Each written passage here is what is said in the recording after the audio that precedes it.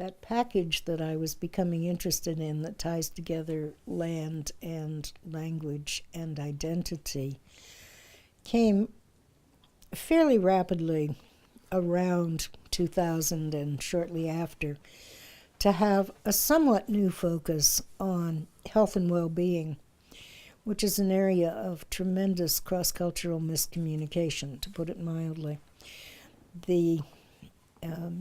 We developed at Western a program in ecosystem health, a program to which I hold a cross-appointment in the Department of Pathology in the Chile School of Medicine and Dentistry, which has been really open to the sort of practical difficulties of addressing the appalling health statistics in indigenous communities in Canada.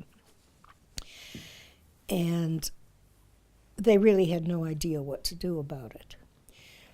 In terms of the status of such things in indigenous communities, there was a great deal more information on environment than there was on health, specific to health. I think in part because of the failure of biomedical personnel to communicate with traditional people very well at all. So by picking this ecosystem health linking point and thinking that Native communities would be the place to see how that worked itself out, the team became particularly closely involved with the Heritage Center at Walpole Island First Nation, and which is just south of Chemical Valley in Sarnia in the St. Clair River. And they have records of industrial pollution that go back to about 1973, which is an enormous time depth for that kind of recording. They also have some air quality studies that go back that far. So there's a fair amount of information. What they did not have and wanted to have was some way of documenting the effect that that has on health. Now, you've got a community of 5,000 people, of whom about half are living on the res at that moment. A number more are in Wallaceburg, which is just across a tiny little bridge, so it's not as low as it sounds. The traditional territory spreads considerably further than the land that they now hold. So it's a complicated kind of ecological situation. It's a virtually unique marshlands ecosystem. They have received UN awards for their conservation activities in that area. It's fascinating. But there has not been a research side to anything about healthcare delivery or about health in the community. There's never been a doctor based on the island. The doctor who is a community member has yet to receive Ontario accreditation because her degree is from a U.S. institution. That is still in process, but she's been a collaborator on this research for almost 15 years. So what we did was to go in and say, all right, if you have a very small population, it should be possible to make some kinds of statements about what are possible relations between the disease burden and, well, disease and injury and chronic condition and so on, statistics in the community, and the fact that they sit in this environmentally quite scary situation, which in some ways has improved recently, but it's still not entirely happy. And fishing was a huge part of their traditional economy, as are ducks, geese, and so on. So we needed to know a whole lot of things that we really did not know. And we decided to proceed by biomonitoring studies based on hair and blood samples. So we have a team that consists, the core of the team is an oceanographer who does ecology, Charlie Trick from Western. Jack Band is a toxicologist in the med school at Western, and me as an anthropologist. We were all senior career people who didn't have to have immediate results that could be published in order to move forward. And I think that's been critical, because we can bring students in to do a piece of a project that goes on over 15 years or more, and then they can do their piece because we stand with them and take responsibility for them, and we are known in the community. And we're now going into the second generation of that, so that one of my students who now teaches in the public health program that I was part of setting up at Western will be able to carry on a great deal of that work. And there's a biologist running the cyclotron who will be able to continue doing the kind of testing. So we will be able to maintain this across the researchers who set it out, and I think that's really important. It's incredibly difficult work, simply because I consider the hardest field work I've ever done to be with my colleagues in the medical school, because their socialization as MDs is so uncompromising about which things are true, that if they are respectful of traditional knowledge at all, it is as some kind of add-on after you've talked about everything else. And they are fundamentally concerned with fixing things in an individual patient. Now, certainly within medicine, there are things that are moving away from that, but it's still very basic to the education and to the practice of most doctors, even though they know that it may cause problems. So, as one example of where the miscommunication came, blood and hair samples. They were really worried about people getting upset about giving blood samples. And I'm going, no. A third of the community is diabetic, including a lot of kids. And they're still hunters, not full-time, most of them, but everybody has dressed a deer or cleaned fish. They know a lot about anatomy, and they've certainly seen blood before. Okay. Hair, on the other hand, is a much more complicated kind of thing, because as one of the few grammatically animate parts of the human body in Cree, or in Algonquin languages, including Ojibwe, it's extremely important that hair and nails be understood as having a capacity for growth that makes them, in some sense, living. And that someone who wishes to harm someone else can use those materials to do so.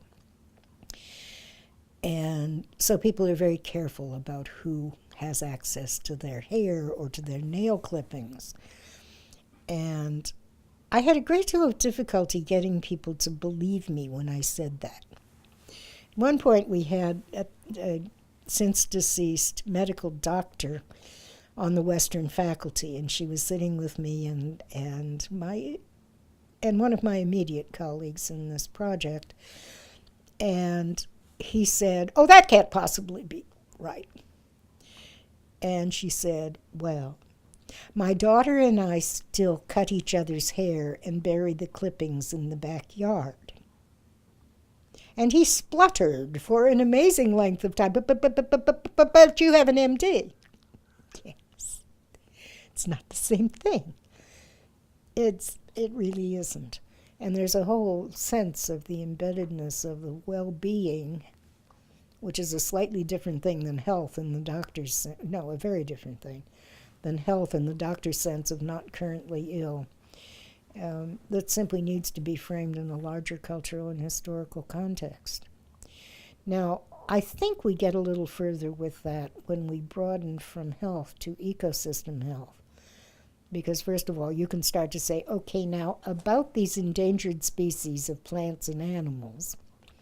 And they did a wonderful project a few years that I had gotten involved in at the tail end of, where they translated their discussion of the indigenous species, not into French, but into Anishinaabemowin, and the local dialect of Anishinaabemowin.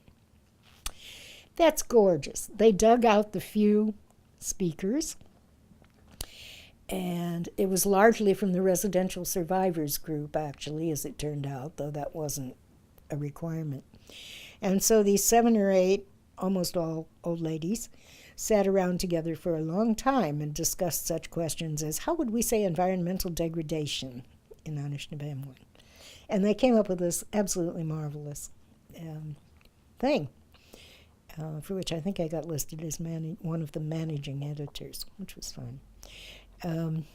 It was a beautiful sense of how the language and the land and the well-being of the community are of a single package, I think. And I think it's one of the most interesting projects I've ever been on the edges of, and continues to have sort of offshoots. I learned a lot about translation from knowing some of those ladies, because each of them had a different way of moving between English and Anishinaabe. One can say anything, but couldn't possibly tell you how she got to it, because she can't analyze what she says at all. It just comes out. And then there was another one who would have made a great linguist in that descriptive sense of unpacking the morphology. So that was kind of neat. And then when we go to the doctors or to the biologists and we say, okay, now look, one of the things we found out from hair cortisol is that there is a higher stress level at Walpole Island than there is in surrounding communities. Now, stress is a marker of immunity. So that if you assume decreased immunity is vulnerability to disease or to some kind of bodily ailment, you no longer have to say they have an outrageously large number of this kind of cancers. You need to say that there is a disease burden for all kinds of things that is higher than it statistically should be, but it's not a cause in the direct sense that some piece of that toxic material is causing this kind of cancer. It's not that simple, like lung cancer and cigarettes as a strong link. Now, this is a very hard case to make in the medical system, because the immediate response from the docs and from the Health Canada people is going to be that you must be able to show that this is the only cause and that we can't. So when we say, well, they have high stress levels and high disease burdens, they're going to say, well, they smoke and they drink. And some of them take drugs, so it's their fault. I have recently become very interested in research on epigenetics and plasticity, which gives us, and it's based on Dutch famine victims after the Second World War. So we can't say that they have awful lifestyles that are their own fault that are causing all of this. And it really changes the nature of the situation when you can show pretty suggestive evidence that there is an intergenerational transmission of trauma. And that rejigs all of the things we think about stress and trauma. But it's multicausal. And most of the people trained in science or biomedicine are going to want to see single causes that they can address by single remedies. And so it's a huge package in which the mutual education is so desperately needed. The community, traditional knowledge, clearly needs to know how we diagnose illnesses, what's the prevalence and incidence of various kinds of diseases. We need that database, and we need the achievements of clinical medicine to be able to deal with the consequences. But that medical system can gain so much if it's also willing to hear, what does the fisherman say about how the quality of the fish has changed? Do you eat the fish? Do you feed? So we're doing studies of fish and game, testing the fish and game, as well as asking people about their dietary patterns. And so you then begin to see something where you really can move from the traditional lifestyle, and there's still a lot of people at Walpole who make their living off the land in one way or another. That is fairly traditional. Some of them are guides, some of them are hunters. A lot of people still eat a lot of local fish, seasonally at least. And so there's a very, very complex kind of cycle which we know very little about. And I think by working through the combination of what the traditional people know and what the scientists can see about it, and then continuing to test. Right now we're testing for arsenic and methyl mercury, redoing some of the blood and hair samples. We've got some people that did the same test 7 years ago, so we can see how some things have changed. But the speciation of arsenic in particular, there isn't a poisonous level of arsenic in the water, but what there is that we can test from hair and blood samples species of arsenic that tell us whether it came from the land, from the air, or from the water. And if you're thinking about effective remediation, that matters enormously because you can decide where you want to focus. That's incredibly important. And the methyl mercury is because it's a huge problem for pregnant women and neonatal kind of fetal and neonatal development. And again, the levels are not particularly dangerous, except possibly for pregnant women. But there's a line where one could say something about what to be careful about, and perhaps to restrict dietary intake of fish or of some fish. Then we can also say, eat this kind of fish, don't eat that kind, because we have some fairly serious data now that begin to pin those things down. Those are things that the biomedical system should be able to incorporate, and to have some sense of how a particular community in a very particular environment has responded to environmental stress. And in a kind of human persons are not entirely separate from the rest of what's out there. We share that land with a good many other kinds of beings. And the sense of health and the sustainability of both the environment and the human population are going to be dramatically interrelated.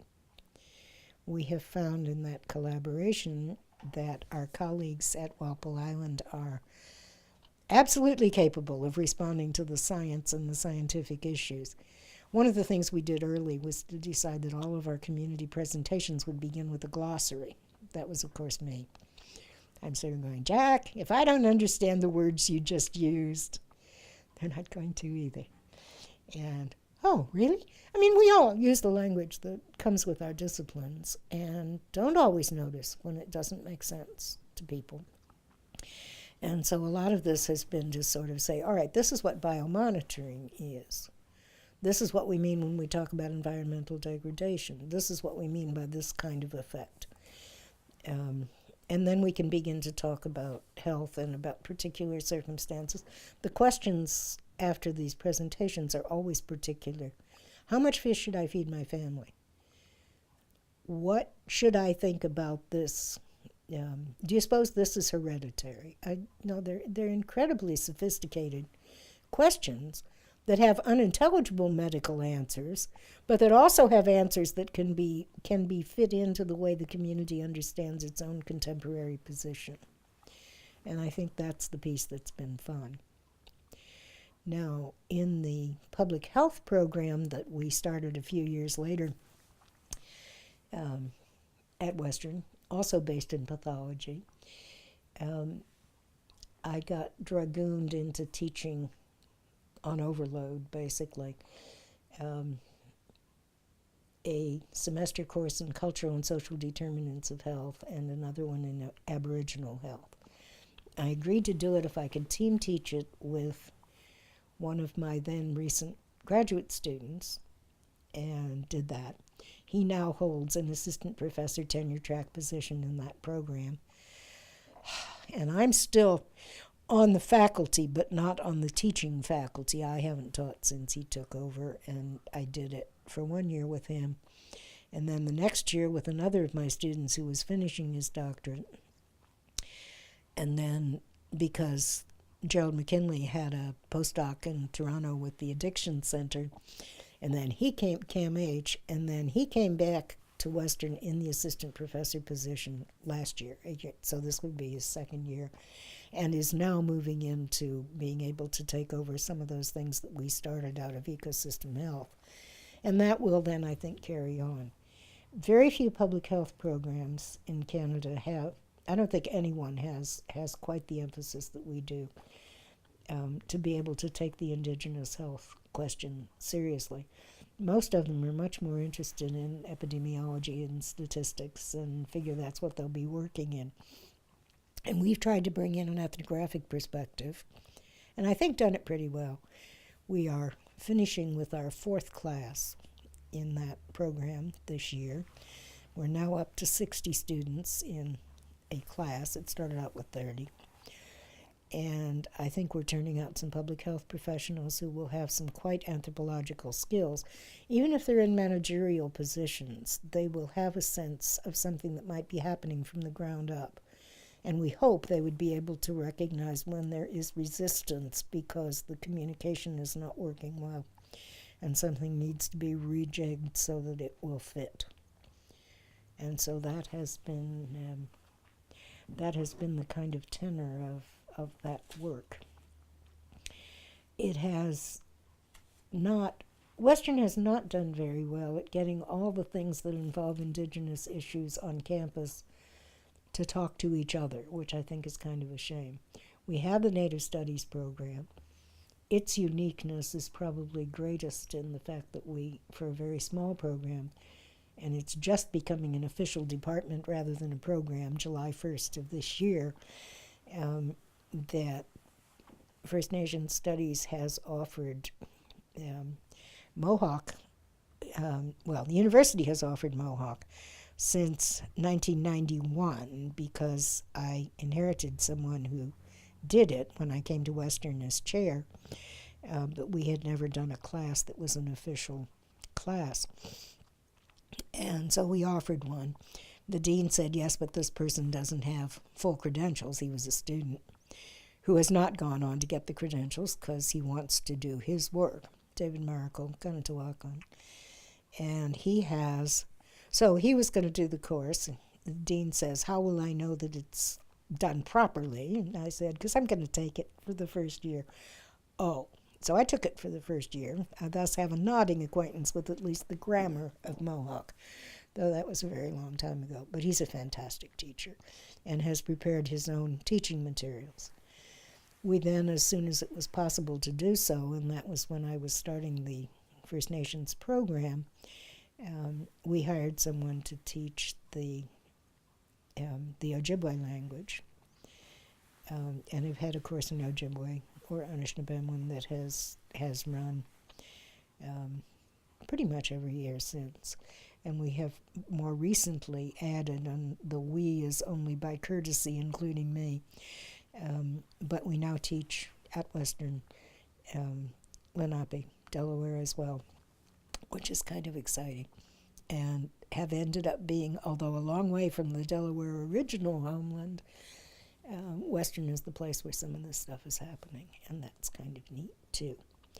So the language, the land, the geography, the environment, the health, and some general kind of notion of the sustainability of a way of life that is really alternative to mainstream Canada's notion of how those things should work. And I think it needs all of those pieces coming together to begin to change public opinion. Now, I don't talk, if I can possibly avoid it, to reporters or media people because I keep trying to explain to them how complicated things are. And they misquote me on something that they were going to write about before I started talking to them. So that rarely goes very well. But I try. I've been very involved in university politics, again, as a way of trying to speak for, or at least amplify the voices of people who seem to me not to be doing very well.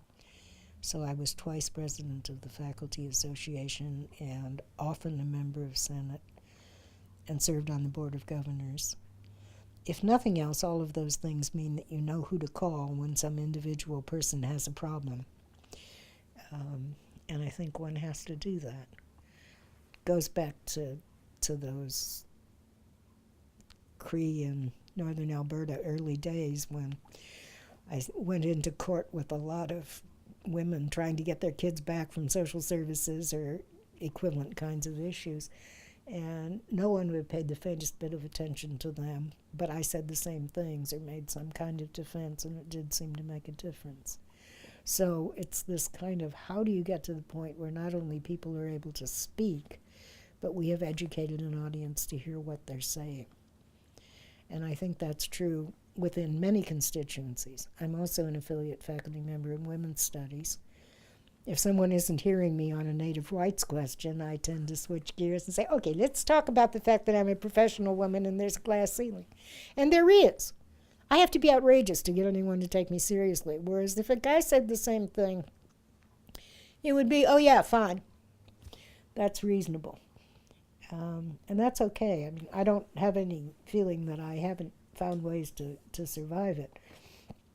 But there are so many women who have not been able to make their way well, who are at least as good as others. And I think it's important that we run an academic institution with space for all of that variety of voices. So it's not exclusively a commitment to indigenous kinds of issues. I was part of the 1995 Chile Climate Report that was a book coming out of Western. We agreed to have it authored by the Chile Climate Collective so that nobody would be holding the bag if one of our rather well-to-do colleagues who opposed anything about Chile climate decided to make an issue of it and sue. He didn't. But there was a lot of concern about whether one can afford to speak out, and I think there still is in many places, not just in our larger society, but in the academy as well. And that's wrong. So I try to be a voice as needed and as obnoxiously as necessary to do it. I think we have to have that. So that's my activism these days, or a lot of it.